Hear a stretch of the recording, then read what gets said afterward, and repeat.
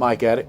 I have to say, I heard a lot of topics. I've done a lot of topics. It was one of the most well-prepared, delivered topics I've heard in a long time, and I don't give compliments like that lightly, so I appreciate it. What I heard in that topic was the word independent. And, I'm a pro at watching the crowd, and I heard you say that word, and I could feel a response, because we're not supposed to say that we get independent.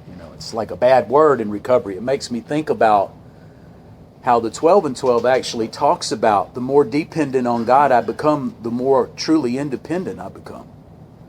So it doesn't have to be a scary word, but the initial acknowledgement that I need God and can't do this by myself is absolutely crucial. There's a phrase that's been thrown around since I've been here, it's still thrown around. God's not going to put more on us than we can handle. And I understand what they mean when they say that. But in actuality, I need to take a closer look at that. And the fact of the matter is that I think the entire basis of me being here was because I came across something that was more than I could handle. And I believe that sometimes God tests us. There's no testimony without a test. We know this. It's written in another book. But I think He puts more on me than I can handle by myself, so I will turn to Him for the help. I think that that's a common refrain throughout the book. That when I reach something that obviously I can't handle myself, that I turn to Him for strength and direction to meet my problems as He would have me. I mean, that's right in the book, page 13. And sometimes the sitting quietly asking for that is tough. But you know what? That's optional. I can be in the car and say, God, help me. And those few words can be just as powerful as a long prayer if I'm sincere in when I say them.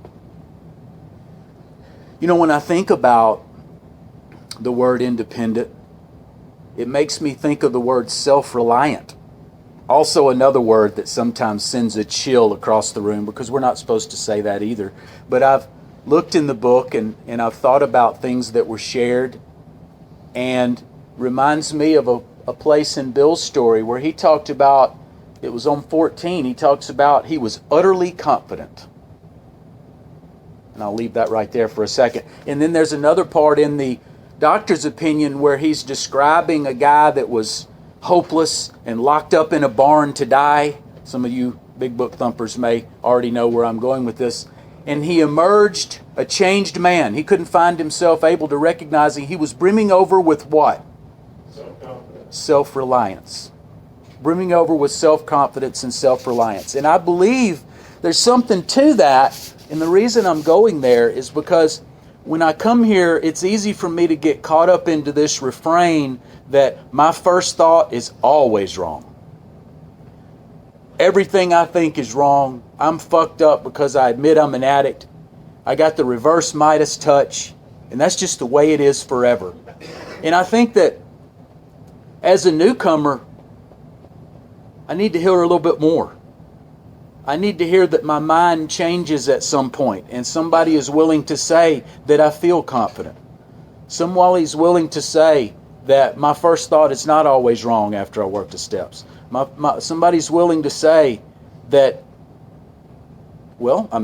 does the book not say, and I think it's 86, we can rely on our mental faculties with assurance because God gave us brains to use. There's that word reliance again. I mean, it's an amazing thing.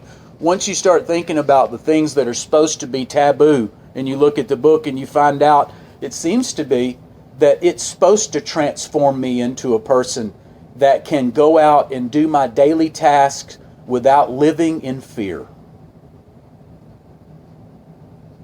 I mean, we all know that faith can move mountains. I better bring a shovel. I better put feet to my prayers. But the operative word there is feet and shovel. God's going to do His part, but I've got to do mine. And the steps put me in a position to where I can rely on making a decent decision from now and then. I mean, good Lord, is that the message that we have for newcomers, that we're here forever and our thoughts are always fucked up? I mean, that is not the world I live in, and that's not the message I carry. That's why I appreciated a topic like that, and I wanted to give him a little bit of backup because when he said that word independent twice, I felt it run across the room like a cloud. So I wanted to explain why that does not have to be a bad thing. So when Bill W. says he was utterly confident, what does that mean? I can go out, not live in fear, and realize that with this program and God at my side, I can live life again. I can take my life back from the disease that robbed me. And of course, I was a willing participant. Let's own it now. I got to own my shit. I got to drop the word blame from my thought and attitude. But see, I know the message that I'm talking about is not going to be embraced by everybody. Some people are even going to say, I don't like what Mike shares, but you know what? That's okay. Not everybody's supposed to fucking like it, because if the truth of the matter is that only 5 in 100 make it, as a matter of fact, I bank on most people not liking it, because I'm not talking to most people, am I? The people I'm talking about are the ones that can embrace the things that I'm saying. I fully embrace them. Obviously, the topic leader embraces them. There's nothing arrogant about saying I'm confident. Otherwise, we can say Bill W.'s full of shit. There's nothing bad about saying at some point I can rely on my mental faculties with assurance or have a little bit of self-reliance. Otherwise, the doctor in the doctor's opinion is full of shit. You know, if I'm not careful, I can discount everything in that book and say they're all full of shit. They're all dead. It's some storybook and fuck ships and captain's tables and all the rest of that bullshit. But I tend to take a different tack. I tend to use my high-powered intellect, and I don't use that term lightly, not to tear down the book or dissect it, but to embrace it. And really see the message that it's trying to tell me, and it is more about empowerment than anything I've ever read. Perpetual powerlessness is a disease in the fellowship. I can have that refrain, but let me take a look at what the book says about powerlessness. Are you aware that the word powerless is only used one time in the first 164 pages? The word power is used 63 times. I ask you, what is the message? What message am I supposed to be getting? And what message am I supposed to be carrying? The word restored to sanity is not a bad word, but with it comes a responsibility. Because what I say in here, and I'm one of the best at it, matters little. What matters is what I do for the other 23 hours of the day. Now, I can't control what people say. No matter who you are, you're going to have haters and naysayers. You're going to have to live with that if you're going to be here for any length of time. And I hope that your length of time is more than 90 days. I highly recommend, with its own set of complications, this way of life is immensely more beneficial and fulfilling than anything I ever thought I had out there. I thought I was relying on my mental faculties out there. That got me in here. But I'm not going to say my best thinking got me here, because I've experienced my best thinking since I've been here. I'm experiencing my best thinking right now. I've never been more sharp. My shit is razor sharp.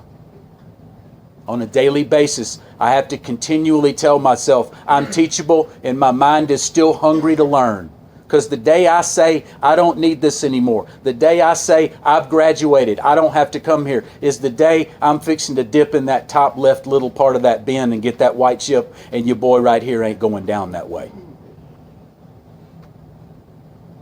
It's too easy to stay here. Staying here comes with a responsibility to give a certain type of message, because you've been that newcomer and you know what you needed to hear. It wasn't necessarily what you wanted to hear. But I appreciate those people that were willing to tell me the truth and give me something to live up to, because my pattern is giving myself something to live down to. Because after all, and I'll tie this in with the topic and I'll end, this is about experience, strength, and hope, not war stories, weakness, and despair.